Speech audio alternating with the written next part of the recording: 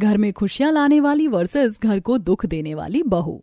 रात के 9 बजे थे। शर्मा परिवार का पूरा घर खाने की मेज के इर्द गिर्द इकट्ठा हुआ था। बड़े से डाइनिंग टेबल पर गर्मा गर्म रोटियां, दाल, सब्जी और अचार रखा था। परिवार के 7 सदस्य बैठे थे। 60 साल के रामप्रसाद शर्मा, उनकी पत्नी अनसुईया देवी जो 58 की थी, बड़े बेटे विक्रम जो 35 का था, उसकी पत्नी रिया जो 28 की थी, एकदम मॉडर्न छोटा बेटा आदित्य जो 32 का था, उसकी पत्नी सीमा जो 27 की संस्कारी बहू थी, और सीमा की 6 साल की बेटी गुड्डी। सब चुपचाप खाना खा रहे थे। माहौल में एक अजीब सी खामोशी थी। अरे वाह सीमा जी, आज फिर 3-3 रोटियां खा रही हो, लगता है भूख बहुत लगी है।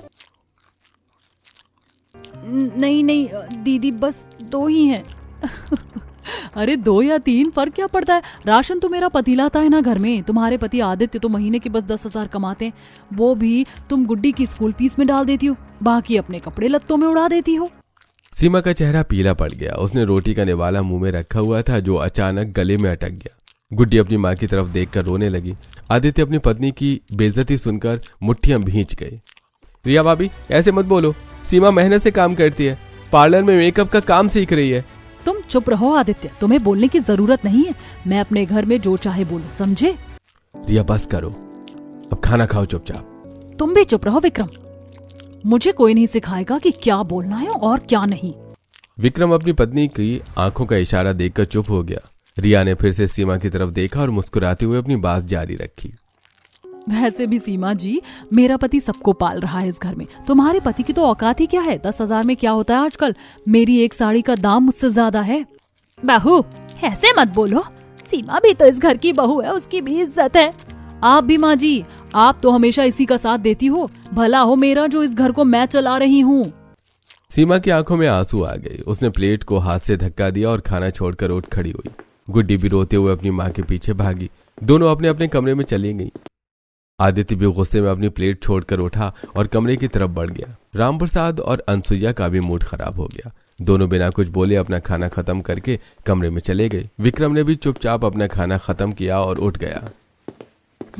अब शांति से खाना खा सकती हूँ। कितना अच्छा लगता है जब कोई टोकने वाला ना हो। रिया ने पूरे मजे से खाना खाया। उसके चेहरे पर जरा भी शर्मिंदगी या पछतावे का भाव नहीं था। वो हंसते गुनगुनाते हुए खाना खा रही थी जैसे कुछ हुआ ही ना हो। अगली सुबह 6 बजे सीमा रसोई में चाय बना रही थी। उसके हाथ में अभी भी कल रात की चोट का निशान था, दिल पर लगी चोट। उसने गैस पर दूध का पतीला रखा था जो धीरे धीरे गर्म हो रहा था। उसने चाय पत्ती डाली और चीनी मिलाई। तभी रिया नाइटी पहने रसोई में आई। उसके बाल बिखरे हुए थे और चेहरे पर नींद के निशान थे। अरे वाह, तुम तो सुबह सुबह काम में लग गई। वैसे भी गरीबों को नींद कहाँ आती है, उन्हें तो बस काम करना आता है। सीमा ने कुछ जवाब नहीं दिया। वो चुपचाप चाय बनाती रही। रिया फ्रिज खोलकर पानी को पीने लगी। तभी उसकी नजर गर्म दूध के पतीले पर पड़ी। अरे सीमा, ये दूध गर्म हो रहा है, मुझे भी थोड़ा चाहिए। सीमा ने बिना कुछ पीछे मुड़े जवाब दिया। हाँ दीदी, बस अभी उतार रही हूँ, 1 मिनट रुकिए। लेकिन रिया ने सीमा की बात नहीं सुनी। वो आगे बढ़ी और जानबूझकर सीमा को धक्का दे दिया। सीमा का हाथ गर्म दूध के पतीले से टकराया और पूरा खौलता हुआ दूध सीमा के हाथ पर गिर गया। हाँ, बचाओ, हाथ जल गया। सीमा की चीख सुनकर पूरा घर हिल गया। आदित्य सबसे पहले रसोई में भाग आया। उसके पीछे रामप्रसाद, अनसुईया और विक्रम भी आई। गुड्डी रोते हुए दौड़ी हुई आई। मम्मा का हाथ जल गया। सीमा, क्या हुआ? अरे, ये तो बुरी तरह जल गया है। हे भगवान, ये कैसे हुआ बेटा? अरे मैंने तो कुछ नहीं किया, ये तो खुद ही लड़खड़ा गई। वैसे भी इतना कमजोर शरीर है, ढंग से खड़े भी नहीं हो सकती, और दूध भी तेरे बाप ने लाया था क्या? मेरे पति के पैसों से आया, जरा संभल कर काम किया कर। सीमा दर्द से तड़प रही थी, लेकिन रिया के शब्द उससे भी ज्यादा चुभ रहे थे। आदित्य गुस्से से कांप गया, लेकिन इस वक्त उसे अपनी पत्नी की चिंता थी। उसने सीमा को बाथरूम में ले जाकर ठंडे पानी के नीचे हाथ रखवाया। सीमा, बस थोड़ा सहन करो, मैं मरहम लगाता हूँ, ठीक हो जाएगा। दर्द तो बर्दाश्त हो जाएगा, लेकिन दीदी के बोल, वो। मुझे माफ कर दो, मैं तुम्हारी रक्षा नहीं कर पा रहा हूँ, मैं कमजोर हूँ। आदित्य ने बर्नॉल क्रीम लगाई और पट्टी बांधी। सीमा के हाथ पर बड़े फफोले पड़ गए थे। दर्द असहनीय था, लेकिन सीमा ने अपने आंसू पोंछ लिए और आज ही उसे एक दुल्हन को तैयार करने जाना था। 5,000 रुपए का ऑर्डर था। दोपहर के समय रिया हॉल में बैठी हुई अपने नाखून पॉलिश कर रही थी। तभी अनसुईया देवी रसोई से बाहर आई। माँ जी सुनिए, आज शाम को मेरे कुछ दोस्त घर आ रहे हैं, पार्टी है। आप अपनी उस गंवार बहू से कह दीजिए कि कमरे में बंद रहे, मेरे दोस्तों के सामने शर्मिंदगी नहीं होनी चाहिए। रिया बेटा ऐसा मत बोलो, सीमा भी इस घर की बहू है और वैसे भी उसे आज एक दुल्हन को तैयार करने जाना है, 5,000 का ऑर्डर है। हाँ, वो तो बस बहाना है, पता नहीं कहाँ कहाँ भटकती रहती है।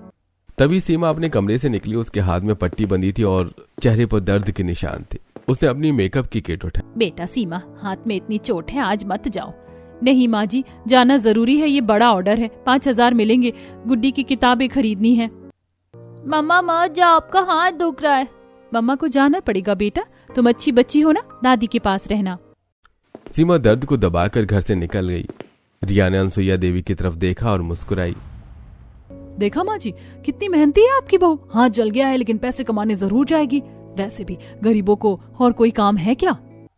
शाम को 6 बजे रिया के दोस्त आने लगे। लड़कियां छोटे छोटे कपड़े पहने हुए थीं, टॉप, शर्ट, जीन्स, साथ में कुछ लड़के भी थे। म्यूजिक सिस्टम लगाया गया, डीजे की तेज आवाजें पूरे घर में गूंज रही थीं।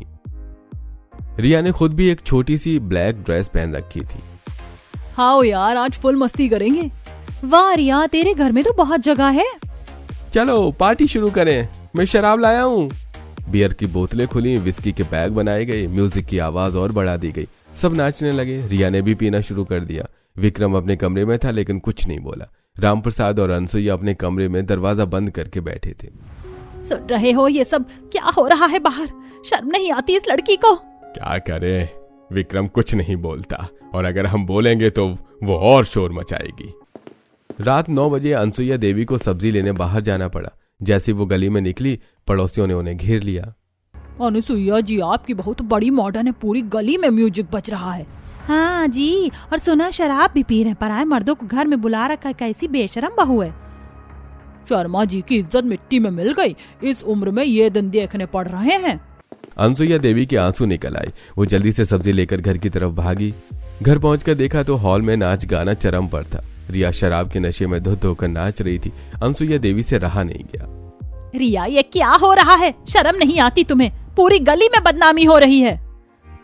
ओ बुढ़िया आ गई, तुम अपने कमरे में जाओ, मैं अपनी मर्जी की मालिक हूँ। ये मेरा घर है, मैं इजाजत नहीं दूंगी। तेरे बाप की थोड़ी पी रही हूँ, बुढ़िया निकल जाए यहाँ से।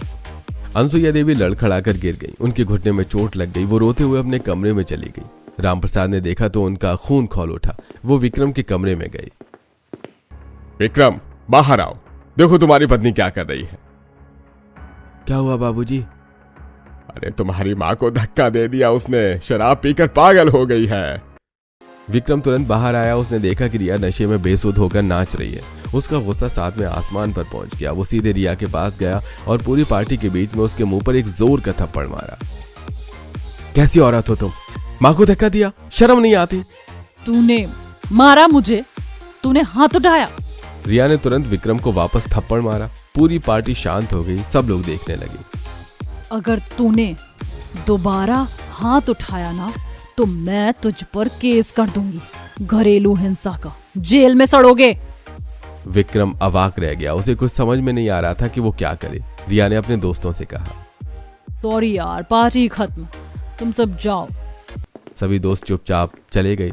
रिया लड़खड़ाते हुए अपने कमरे में चली गई। विक्रम हाथ मलता हुआ अपने कमरे से चला गया। पूरे घर में सन्नाटा छा गया। अनसुईया देवी अपने कमरे में रो रही थी। अगली सुबह 8 बजे सीमा घर लौट आई। उसके हाथ में 5,000 रुपए थे और एक बड़ा सा बैग। वो सीधे अनसुईया देवी के कमरे में गई। माँ जी देखिए, मैं आपके लिए स्वेटर लाई हूँ, सर्दी आ रही है ना। बेटा, तुमने अपने हाथ की चोट के बावजूद काम किया और मेरे लिए स्वेटर लाई? हाँ माँ जी, और ये देखिए मिठाई भी लाई हूँ, आज सबको बांटेंगे। सीमा ने मिठाई का डिब्बा खोला। गुलाब जामुन की खुशबू पूरे कमरे में फैल गई। रामप्रसाद भी वहां आ गए। अरे वाह बेटा, गुलाब जामुन। नहीं नहीं, आप नहीं खाएंगे, आपको डायबिटीज है। पापा जी आप थोड़ा सा खा लीजिए, माँ को मत बताना, बस एक ही, ज्यादा नहीं। रामप्रसाद मुस्कुराए। सीमा ने चुपके से उन्हें गुलाब जामुन खिला दिया। अनसुईया देवी ने सीमा को गले से लगा लिया। बेटा, तेरी वजह से ही ये घर बचा है, नहीं तो कब का टूट चुका होता। ऐसा मत कहिए माँ जी, ये मेरा घर है, मेरा फर्ज है। अगली सुबह सीमा ने सोचा कि कल रात की गंदगी साफ करनी चाहिए। वो हॉल में झाड़ू लेकर आई। हर जगह शराब की बोतलें खाली, सिगरेट की राख, गिलास बिखरे पड़े थे। सीमा ने एक एक चीज उठाकर कूड़ेदान में फेंकी और पोछा लगाया। पूरा हॉल साफ सुथरा हो गया। अब इस घर में शांति और पवित्रता लानी होगी। आज मैं पंडित जी को बुलाती हूँ, घर में शांति पाठ करवाना जरूरी है। दोपहर को पंडित जी आ गए। सीमा ने पूजा की थाली सजाई। अगरबत्ती, दीप, धूप, फूल, प्रसाद सब कुछ व्यवस्थित था। अनुसुईया देवी, राम प्रसाद, आदित्य और गुड्डी सब पूजा में बैठ गए। पंडित जी ने शंख बजाया। घंटी की आवाज गूंजने लगी। मंत्रोच्चारण शुरू हुआ। ओम शांति शांति शांति। हे भगवान, इस घर में सुख समृद्धि बनाए रखना। तभी ऊपर के कमरे से एक जोरदार चीख आई।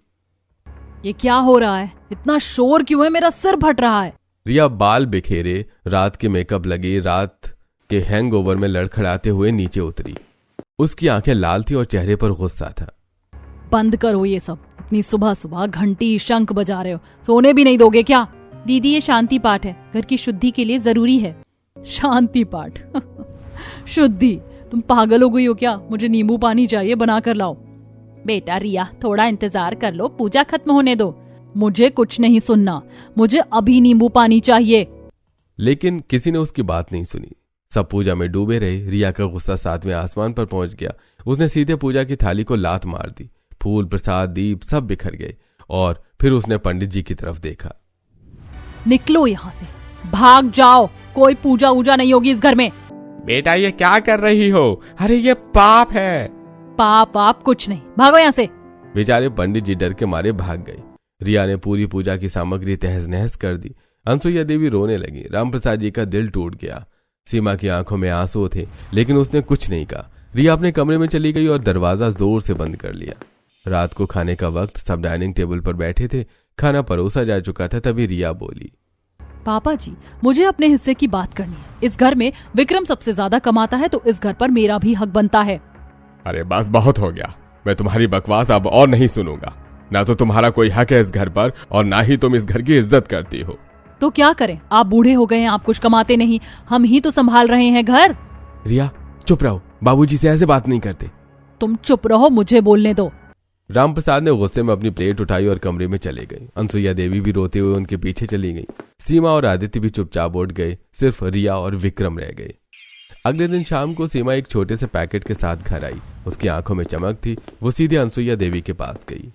माँ जी, देखिए मैं क्या लाई हूँ। क्या है बेटा? स्मार्टफोन आपके लिए। अब आप भी मेरी तरह व्हाट्सएप चला पाएंगी। अरे बेटा, ये तो बहुत महंगा होगा। तूने अपनी मेहनत की कमाई से। आप मेरी माँ जैसी हैं, माँ के लिए कुछ भी महंगा नहीं। अब मैं आपको सिखाती हूँ कैसे चलाना है। सीमा ने अनुसुईया देवी को फोन चलाना सिखाया। कैमरा कैसे खोलें, सेल्फी कैसे लें, व्हाट्सएप पर मैसेज कैसे भेजें। रामप्रसाद भी आ गए। आदित्य और गुड्डी भी वहीं थे। सबने मिलकर एक ग्रुप सेल्फी खींची। खुशी का माहौल था। अरे वाह बेटा, आज तो घर में बहुत दिनों बाद खुशी आई है। दादी जी को फोन मिल गया, मम्मा बेस्ट हो। तभी ऊपर से रिया ये सब देख रही थी। उसे देखकर जलन हो रही थी, लेकिन उसने कुछ नहीं कहा। कुछ दिन बाद गुड्डी का जन्मदिन आ गया। सीमा ने सबको घुमाने ले जाने का प्लान बनाया। उसने सबके लिए टिकट बुक किए, एक पार्क में जहां बच्चों के खेलने के लिए बहुत सारे झूले थे। चलिए आज हम सब पार्क चलेंगे, गुड्डी का जन्मदिन है। ये पार्क, मुझे झूला झूलना है। बेटा, हमें भी ले चलोगी? बिल्कुल पापा जी, आप सबके लिए टिकट है। रिया, तुम भी चलोगी? मुझे नहीं जाना, तुम लोग जाओ। सब पार्क गए। गुड्डी बहुत खुश थी। झूले झूले, आइसक्रीम खाई, खूब मस्ती की। शाम को केक काटने के लिए घर लौटे। सीमा ने एक सुंदर सा केक बनाया था, चॉकलेट फ्लेवर, गुड्डी का पसंदीदा। गुड्डी आओ बेटा, केक काटो। हाँ मम्मा। गुड्डी ने मोमबत्तियां बुझाई। सब ताली बजा रहे थे। हैप्पी बर्थडे टू यू गाया जा रहा था। तभी रिया ऊपर से नीचे उतर रही थी। उसे यह खुशी देखकर बर्दाश्त नहीं हो रहा था। उसने जानबूझकर अपना पैर फिसला दिया और केक की टेबल से टकरा गई। पूरा केक जमीन पर गिर गया। मेरा केक गिर गया। ये तुमने क्या किया? अरे सॉरी, मेरा पैर फिसल गया। मैंने जानबूझकर तो नहीं किया। अरे कैसे फिसल गया? इतनी बड़ी सीढ़ी पर रोज चलती हो। तो क्या मैं जानबूझकर गिराऊंगी? आखिर है तो बस एक केक ही, इतना नाटक क्यों? नाटक? बच्ची का पहला घर पर मनाया जन्मदिन था। अरे तो क्या हुआ मम्मी जी, आप फिर से बना देंगी ना? वैसे भी आपको तो रसोई से फुर्सत ही नहीं मिलती, एक केक और बना लेंगी। दीदी, बात केक की नहीं, बात प्यार की है। हाँ हाँ, प्यार। तुम ही तो सबसे ज्यादा प्यार करती हो ना इस घर में, सबकी चहेती। गुड्डी जोर जोर से रोने लगी। सबका मूड खराब हो गया। तभी गुड्डी ने जमीन पर गिरे केक को देखा। वो नीचे बैठी और अपनी छोटी उंगली से केक का एक टुकड़ा उठाया। कोई बात नहीं, मम्मा ने प्यार से बनाया था, मैं यहीं से केक काट लूंगी। गुड्डी ने जमीन पर ही केक काटा। सीमा की आंखों में आंसू आ गए। उसने अपनी बेटी को गले लगा लिया। राम प्रसाद और अनसुईया देवी भी भावुक हो गई। सबने जमीन पर बैठकर ही केक खाया। यह अजीब था, लेकिन इसमें प्यार था। वाह, क्या सर्कस चल रहा है। जमीन पर बैठकर केक खाना, बिल्कुल भिखारियों जैसा। रिया, ज़बान संभाल कर बात करो। क्यों, सच कड़वा लगता है ना? मैं तो कही रही हूँ, इस घर में कोई स्टैंडर्ड्स नहीं है। मेरी सहेलियां मुझसे पूछती हैं कि तुम्हारे ससुराल वाले कैसे। क्या बोलूं मैं कि हम जमीन पर बैठकर केक खाते हैं? रिया घूमकर वापस ऊपर चली गई। सीमा ने सबको संभाला। उसने हंसकर माहौल हल्का करने की कोशिश की। अगली सुबह सीमा रसोई में जा रही थी कि उसे पूजा घर में सिसकियों की आवाज सुनाई दी। अनसुईया देवी भगवान की मूर्ति के सामने बैठी रो रही थी। मम्मी जी, आप रो रही हो? सीमा, कल रात में सो नहीं पाई। मैंने कभी सोचा नहीं था कि मेरी बड़ी बहू ऐसी होगी। मेहमानों के सामने उसने जो कहा, मुझे इतनी शर्म आई। मम्मी जी, हर दिन उसके ताने, उसका व्यवहार तुम्हारे ऊपर ज्यादती होती है और तुम चुप रहती हो। ये सब देखकर मेरी जान निकल जाती है। मैं थक गई हूँ बेटा। मम्मी जी, ये कहानी सुनाओ। एक किसान ने एक पौधा लगाया, हर दिन पानी दिया, लेकिन पौधा नहीं बढ़ा। लोग बोले उखाड़ दो, लेकिन किसान ने हार नहीं मानी और एक दिन उस पौधे में सबसे सुंदर फूल खिला। तुम्हारा मतलब? रिया जी के दिल में भी कोई दर्द है। शायद वो अकेला महसूस करती है। हमें बस प्यार देते रहना है, एक दिन जरूर वो बदलेंगी। तू कितनी अच्छी है बेटा। भगवान ने तुझे इस घर में भेजा, ये मेरा पुण्य है। अच्छा, अब चलिए, मैं आपके लिए इलायची वाली चाय बनाती हूँ और आज आलू के पराठे बनाएंगे। कुछ देर के बाद फिर नाश्ते की मेज पर रामप्रसाद अखबार पढ़ने की कोशिश कर रहे थे, लेकिन आंखें सिकोड़ कर देख रहे थे। आहा, अरे ये अखबार की प्रिंटिंग इतनी छोटी क्यों है? आपका चश्मा तो टूट गया था ना? हाँ, कल गिर गया था। बिना चश्मे के कुछ दिखता नहीं है। चलो आज दुकान पर जाऊंगा। पापा जी रुकिए। सीमा एक छोटा डिब्बा लेकर आई और रामप्रसाद के सामने रखा। अरे मेरा चश्मा, लेकिन ये तो टूट गया था ना? जी पापा जी, मैंने कल शाम को ठीक करवा दिया था। फ्रेम और लेंस दोनों साफ हो गए हैं। अरे वाह, बिल्कुल नए जैसा। खर्चा कितना आया? मैं दे देता हूँ। पापा जी, आपने मुझे कभी बेटा बेटी में फर्क नहीं करने दिया। मैंने अपनी सेविंग से करवाया, बस खुश रहिए। बेटा सीमा, तू सच में लक्ष्मी जैसी है। भगवान ने तुझे इस घर में भेजा, ये हमारी किस्मत है।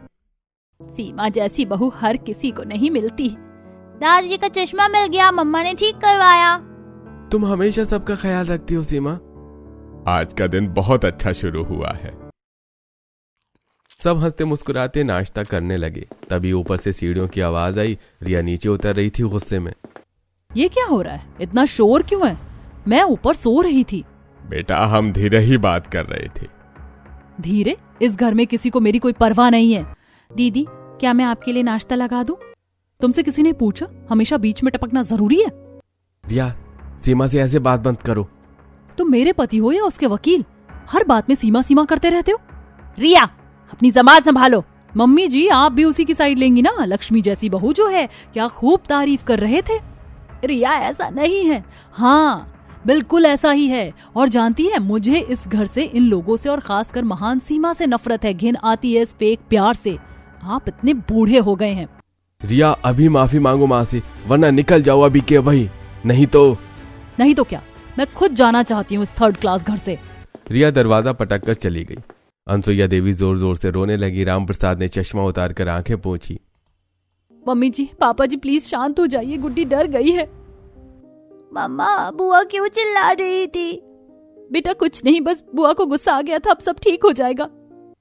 कुछ दिन इसी तरह से बीत गए। एक सुबह सीमा चाय बना रही थी कि अचानक उसे चक्कर आ गया। वो लड़खड़ाई और रसोई की दीवार का सहारा लेकर बैठ गई। क्या हो गया? मुझे सिर घूम रहा है। सीमा, क्या हुआ? तुम ठीक तो हो? पता नहीं, चक्कर आ रहे हैं कुछ दिनों से। चलो डॉक्टर के पास चलते हैं। अभी चलते हैं। आदित्य सीमा को अस्पताल ले गया। डॉक्टर ने जांच की, कुछ टेस्ट किए। आधे घंटे बाद रिपोर्ट आई। बधाई हो, आप 2 महीने की प्रेग्नेंट हैं। अरे क्या, सच में? मैं बाप बनने वाला हूँ। भगवान का शुक्र है। दोनों खुशी खुशी घर लौटे। सबको बताया। अनसुईया देवी ने सीमा को गले से लगा लिया। रामप्रसाद ने आदित्य के सिर पर हाथ रखा। गुड्डी खुशी से उछल रही थी कि उसे भाई या बहन मिलने वाली है, लेकिन रिया के चेहरे पर फिर से जलन के भाव आ गई। उसे यह खुशी फिर से बर्दाश्त नहीं हो रही थी। एक हफ्ते बाद सीमा बाजार से सामान लेकर लौट रही थी। रिया ऊपर की खिड़की से देख रही थी। उसके दिमाग में एक खतरनाक प्लान आया। उसने ऊपर से एक भारी गमला उठाया और जब सीमा सीढ़ियां चढ़ रही थी तो उसने गमला गिरा दिया। गमला सीमा के बिल्कुल पास गिरा। सीमा डर के मारे चीख पड़ी और सीढ़ियों से लुढ़क गई। आह, बचाओ! सीमा सीढ़ियों से नीचे गिर गई। उसके पेट में तेज दर्द होने लगा, खून बहने लगा। सब लोग दौड़े आए। तुरंत सीमा को अस्पताल ले जाया गया। डॉक्टर ने जांच की। मुझे अफसोस है, मिसकैरेज हो गया, बच्चा नहीं बच सका। नहीं, ये नहीं हो सकता। पूरे घर में मातम सा छा गया। अनसुईया देवी रो रही थी। रामप्रसाद का दिल टूट गया। गुड्डी को समझ नहीं आ रहा था कि क्या हुआ। सीमा 3 दिन अस्पताल में रही, फिर घर लौटी, लेकिन वो अंदर से पूरी तरह टूट चुकी थी। कुछ दिन बाद रिया अपनी कार से बाजार जा रही थी तेज रफ्तार में। तभी अचानक एक ट्रक उसकी कार से टकरा गया। जोरदार एक्सीडेंट हुआ। रिया को गंभीर चोटें आई। उसे तुरंत अस्पताल में भर्ती कराया गया। देखिए, आपकी पत्नी को गंभीर चोटें आई हैं। सिर में इंटरनल ब्लीडिंग है, तुरंत ऑपरेशन करना होगा। 3 लाख रुपए लगेंगे। 3 लाख? डॉक्टर साहब, मेरे पास इतने पैसे नहीं है, क्या करूं? विक्रम घर आया, सबको बताया। रामप्रसाद के पास कुछ पैसे थे, लेकिन वो काफी नहीं थे। आदित्य के पास तो कुछ भी नहीं था। सब परेशान थे। तब सीमा अपने कमरे से निकली। उसके हाथ में एक कपड़े की पोटली थी। ये लीजिए, मेरे गहने हैं, इन्हें बेच दीजिए, 3 लाख से ज्यादा के हैं। सीमा, तुम? लेकिन रिया ने तुम्हारे साथ इतना बुरा किया। वो इस घर की बहू है, मैं उन्हें मरने नहीं दे सकती। बेटा तो सच में देवी है। सीमा के गहने बेचे गए। 3 लाख इकट्ठे हुए। रिया का ऑपरेशन हुआ। ऑपरेशन सफल रहा। रिया की जान बच गई थी। फिर 3 दिन बाद रिया होश में आई। उसने आंखें खोली तो देखा कि सीमा उसके बिस्तर के पास बैठी थी। सीमा उसके माथे पर पट्टी बदल रही थी। सीमा, तुम यहाँ क्यों हो? तुम्हारी देखभाल के लिए। लेकिन मैंने तुम्हारे साथ इतना बुरा किया। मैंने वो गमला जानबूझकर गिराया था। तुम्हारा बच्चा मेरी वजह से मर गया। सीमा का हाथ रुक गया। उसकी आंखों में आंसू आ गए। उसे झटका लगा। क्या कह रही हो तुम? मुझे माफ कर दो सीमा, मैं बहुत बुरी इंसान थी। मुझे तुम्हारी खुशी देखकर जलन होती थी। मैं गलत थी, प्लीज मुझे माफ कर दो। मैं तुम्हें कभी माफ नहीं कर सकती। मेरा बच्चा मर गया तुम्हारी वजह से। सीमा उठकर चली गई। रिया बिस्तर पर वहीं पर रोती रही। अगले 2 हफ्ते रिया घर आ गई थी, लेकिन सीमा उससे बात नहीं करती थी। फिर भी सीमा उसके लिए खाना बनाती, उसकी दवाइयां समय पर देती, उसका कमरा साफ करती। रिया ने अपनी गलती मान ली थी। वो बदलने की कोशिश कर रही थी। वो अब घर के कामों में हाथ बटाने लगी। अनसुईया देवी से प्यार से बात करने लगी। रामप्रसाद का सम्मान करने लगी। सीमा, मैं सब्जी काट दूं? हाँ, काट दो। सीमा, मैं जानती हूँ मैंने बहुत गलत किया, लेकिन मैं बदल गई हूँ। प्लीज मुझे एक मौका दो। दिन बीतते गए। रिया सच में बदल गई। उसने अपने गलत दोस्त छोड़ दिए, शराब पीना बंद कर दिया, घर का सम्मान करने लगी, अनसुईया देवी के पैर दबाने लगी, गुड्डी के साथ खेलने लगी। सीमा ये सब देख रही थी। धीरे धीरे उसका दिल पिघलने लगा। 3 महीने बाद दिवाली की रात पूरा घर सजा हुआ था। दिए जल रहे थे। सब लोग इकट्ठे बैठे हुए थे। रिया ने अनसुईया देवी के पैर छुए। माँ जी, मुझे माफ कर दीजिए, मैंने आपके साथ बहुत बुरा किया। खुश रहो बेटा, तुम सुधर गई हो, यही बहुत है। रिया ने रामप्रसाद के पैर छुए। फिर वो सीमा के पास गई। सीमा, मैंने तुम्हारा सब कुछ छीन लिया, तुम्हारा बच्चा, तुम्हारी खुशी, लेकिन तुमने मुझे जिंदगी दी। मैं इस एहसान को कभी नहीं भूल सकती। प्लीज मुझे माफ कर दो। सीमा की आंखों में आंसू आ गए। उसने रिया को उठाया और गले से लगा लिया। मैंने तुम्हें माफ कर दिया। अब हम दोनों इस घर की बहुएं हैं, साथ मिलकर इस घर को स्वर्ग बनाएंगी। हाँ, हम साथ मिलकर सबको खुश रखेंगे। सब लोग भावुक हो गए। गुड्डी ताली बजाने लगी। अनसुईया देवी और रामप्रसाद खुश थे। विक्रम और आदित्य की आंखों में आंसू थे। घर में फिर से खुशियां लौट आई थी। उस रात से रिया बदल गई। उसने संस्कार सीखे, प्यार सीखा, इज्जत करना सीखा। आज मेरे दोनों बेटे और दोनों बहुएं साथ में हैं। ये घर अब स्वर्ग है। भगवान करे ये खुशियां हमेशा बनी रहें। हाँ माँ जी, हम इस घर को हमेशा खुशहाल रखेंगे। इस तरह एक मॉडर्न बहू जो घर में सिर्फ दुख लाती थी, वो एक संस्कारी बहू बन गई। और एक संस्कारी बहू ने अपने प्यार और माफी से उसे बदल दिया था।